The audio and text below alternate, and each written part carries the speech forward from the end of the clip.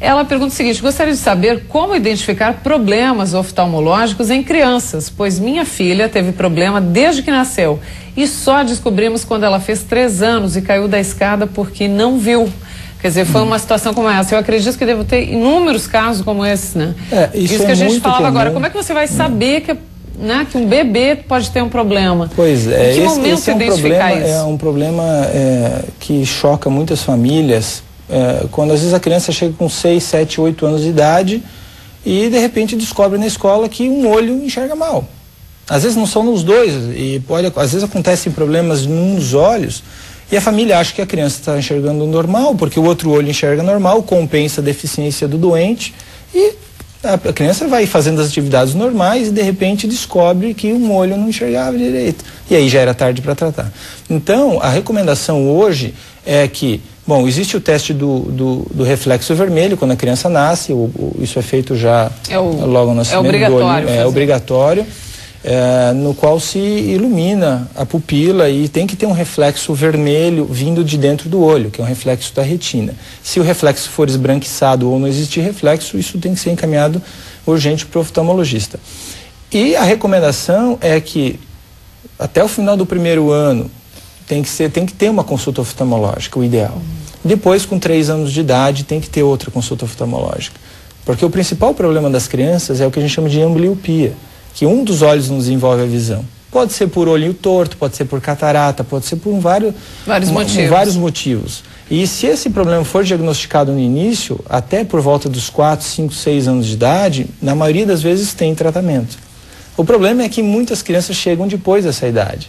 E aí, quando entram, né, nesse período escolar também é muito importante, porque isso influencia também no desempenho da criança, não influencia? Total, né? Total. Então hoje, com o acesso, infelizmente o acesso da população ao Sistema Único de Saúde oftalmológico ainda é deficiente. A gente tem que entender que isso ainda é deficiente, falta a agilidade nesse processo. Mas é importante a população conseguir levar o seu filho para uma avaliação oftalmológica precoce, no máximo até os 3 anos de idade. Eu diria que seria no máximo até os 3 anos a primeira consulta. E agora também, doutor Vinícius, essa questão da utilização do computador, muitos equipamentos eletrônicos, isso interfere também na visão? Por isso que muitas crianças talvez estejam apresentando problemas muito cedo, isso tem a ver? Olha, foram feitos vários estudos em várias partes do mundo, mas existe um estudo nos Estados Unidos muito grande, que caracterizou uma síndrome que se chama síndrome associada ao uso do computador. Que, na verdade, o computador não gera problemas sérios para ninguém. Tá? Agora, quem trabalha mais do que 3 horas por dia com o computador, quer dizer, a realidade de muita gente, grande massa, né, tem chance de 90% de ter os sintomas. Quais são? Ressecamento ocular, a sensação de areia, queimação, cansaço e fadiga, e talvez às vezes até cefaleia. Então essa síndrome não quer dizer que a pessoa tenha uma doença ocular. Às vezes naquele momento é o reflexo daquele do esforço visual contínuo do computador. Então a gente sempre recomenda, a cada 45 minutos, 1 hora, dá uma descansadinha de uns 3 a 5 minutinhos, olhando para o horizonte. Quer dizer, você não... E até a posição da tela tem também alguma indicação especial para a gente... A ergonomia, né, oftalmológica é fundamental. Quer dizer, se você coloca... Tem gente que a gente vê às vezes com telas altas, isso é... Olhando para cima? Olhando para cima, isso é muito ruim. Não que vá causar uma doença ocular, mas resseca muito o filme lacrimal, porque o olho fica muito aberto. Então, o ideal é que o topo da tela do computador fique na linha dos olhos, o topo da tela. Então, com isso, você vai manter a fenda palpebral menor e gerar menos ressecamento ocular. E com isso, menos cansaço e fadiga ocular e tudo mais, né? E o uso de lubrificantes também, para quem trabalha mais do que 3 horas por dia no computador, é recomendável. Doutor? São colírios lubrificantes. Hoje a gente tem... o colírio, ele tem que também ser indicado pelo especialista, ou eu diria posso que o ideal, comprar um colírio... Pode. Esses colírios, eles são prescritos, eles são vendidos sem receita, tá? Esses colírios lubrificantes. Mas eu não recomendaria que ninguém comprasse sem ter pelo menos uma consulta oftalmológica dizendo que a pessoa é saudável, que pode usar aquilo sem se preocupar, né? Porque também a pessoa vai se tratando e mascarando algum problema que às vezes realmente existe. Às vezes aquela pessoa precisa de óculos ou tem algum outro problema que precisa de um outro tratamento, né? Então, passe com o oftalmologista. Se ele prescrever, é ótimo. Se ele não prescrever, você pode também comprar e usar durante o seu trabalho. Doutora, nós estamos recebendo aqui as mais variadas perguntas, né? Tem algumas curiosas aqui. O Fábio, do centro de Florianópolis, pergunta para o senhor o seguinte: é verdade que se deve passar água com açúcar nos olhos se cair produto químico? Na verdade, Fábio, a questão do açúcar, você pode deixar de lado o açúcar, tá? Não vai fazer mal. O que você tem que passar é água, tá? Então, abundância também. Abundância, né? Então é lavar. A gente diz assim, ó, quando você cansar de lavar, você lava mais um pouco. Porque nunca, o maior erro é cair algum produto químico no olho e a pessoa correr para o médico. Porque até chegar no médico, pode acontecer muitas vezes, pode ter uma lesão, né? A queimadura é muito extensa e profunda. E uma coisa que engana muito é que a pessoa diz, o ácido, o nome ácido é um nome que assusta. Mas o ácido, ele queima muito menos do que uma soda cáustica, entendeu? Do que uma quiboa, do que esses produtos alcalinos. Esses produtos alcalinos queimam de maneira assim muito... a cal, por exemplo, a gente teve épocas, alguns anos atrás, em que as crianças adoravam fazer bomba de cal. Colocavam cal dentro de uma garrafa plástica, um pouco de água, agitava e jogava. E aquilo explode. Só que às vezes explodia no olho. Vários acidentes. E acidentes com queimaduras bilaterais graves. Então, caiu alguma coisa no olho, lava muito. Depois você vai procurar o oftalmologista.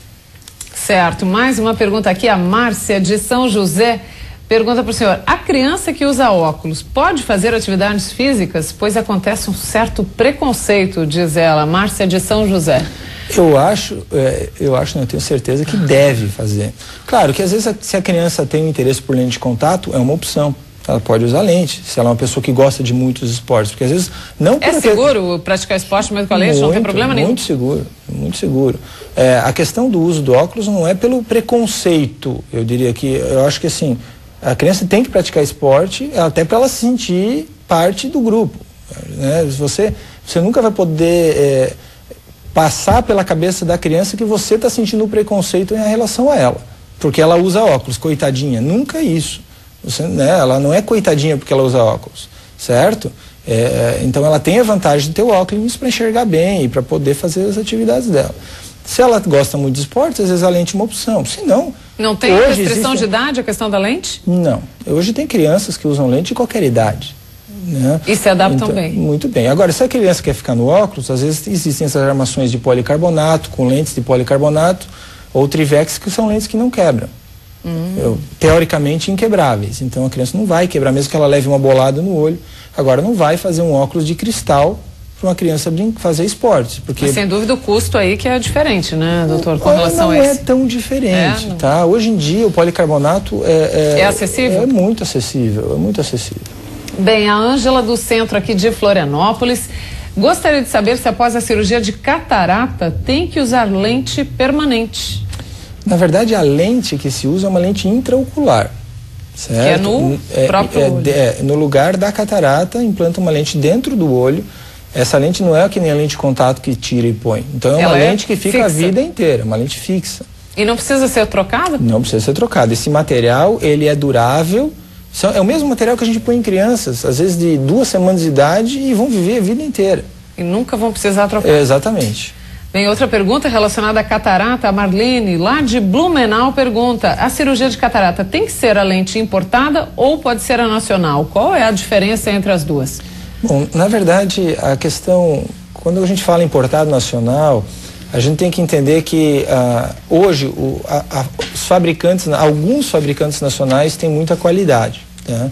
É que no passado eu digo, os oftalmologistas tiveram alguns problemas com lentes fabricadas no país, até porque o controle de qualidade não era tão rígido. E hoje, eu diria que uma lente nacional pode fornecer a mesma visão que uma lente importada. Agora é aquela coisa que eu dou exemplo, quer dizer, você pode comprar uma BMW com airbag, a outra tem airbag, ABS, farol, xenônio. Então, tem lentes que vão proporcionar benefícios. Dá um diferencial. Exatamente. Tem uma questão ali que vai influenciar, então, não é? Essa é a diferenciação que existe. E a Yolanda, de Balneário Camboriú, está preocupada aqui com o custo, né, da cirurgia da catarata. Ela gostaria de saber se é uma cirurgia muito cara, doutor. Porque realmente esperar nessa fila aí do SUS é complicado. Bom, a cirurgia de catarata hoje, o preço, claro que varia muito dependendo do local que a pessoa vai operar, do material que é utilizado, porque hoje você consegue materiais muito baratos para se fazer a cirurgia e materiais de melhor nível que são mais caros.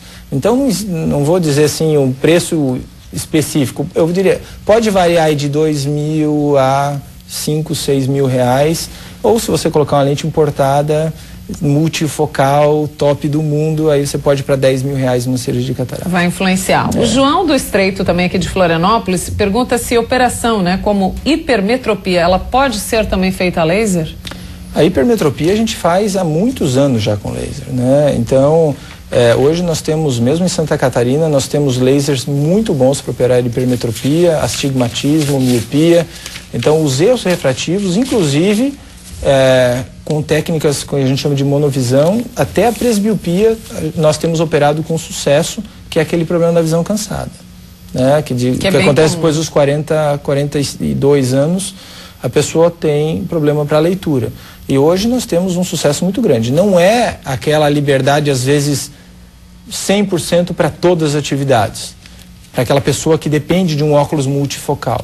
Tem algumas restrições. Algumas restrições, claro que não serve para todo mundo, mas quando há indicação, o sucesso é muito grande. Bem, o Newton da Serraria São José. A doença ceratocone, é isso? Isso. A doença ceratocone tem cura? Pois meu filho tem 23 anos e tem essa doença. E o médico disse que não tem cura, não tem o que ser feito. Pois é, infelizmente não tem cura. Ele tem controle e tem tratamento, certo? Então hoje nós temos formas de estabilizar o problema, muito seguras, e nós temos formas hoje de reabilitar a visão, certo?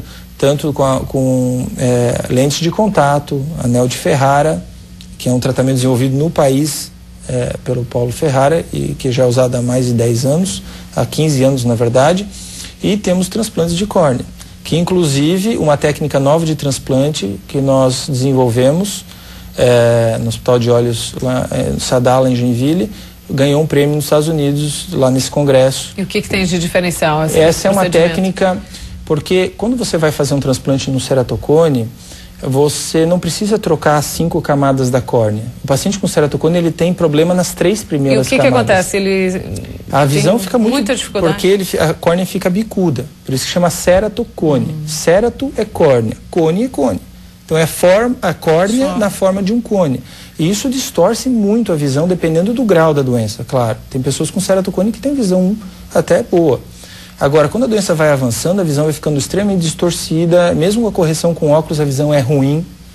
E às vezes a pessoa então é preciso passar por esse procedimento, é uma das... Quando a pessoa não consegue ter boa visão com lentes de contato ou anel de Ferrara, ela vai para o transplante. E a gente conseguiu melhorar a forma com que essas camadas da córnea são separadas. Então, o índice antes dos trabalhos publicados no mundo de sucesso varia em torno de 30% a 60%. Com essa nova forma de separação das camadas, nós conseguimos atingir aí perto de 90% de sucesso. Poxa, então isso tem melhorado muito. Que boa notícia então aí para o Newton da Serraria. Tem melhorado muito. Pode obter mais informações também, não é, doutor? Nós vamos fazer um rápido intervalo. Você pode continuar enviando as suas perguntas para o doutor Vinícius Coral Gani, que a gente volta rapidinho, logo após o intervalo. Até já.